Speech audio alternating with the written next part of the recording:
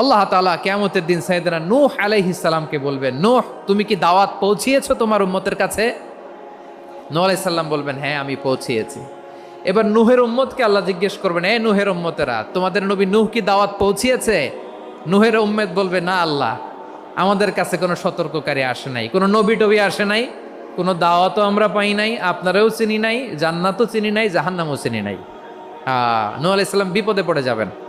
তখন আল্লাহ বলবেন, নূহ তুমি বললা পৌঁছিয়েছো, তোমার উম্মত বলে কিছু পায় নাই। নূহ তোমার কি কোনো সাক্ষী আছে?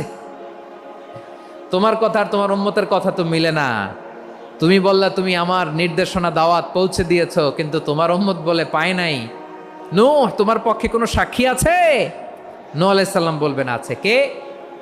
উম্মতে মুহাম্মাদি। তখন আমরা বলবো, আল্লাহ, আল্লাহর নবী নূহ আলাইহিস সালাম তিনি আপনি যা যা বলেছেন ঠিক তা তার উম্মতের কাছে পৌঁছে দিয়েছে।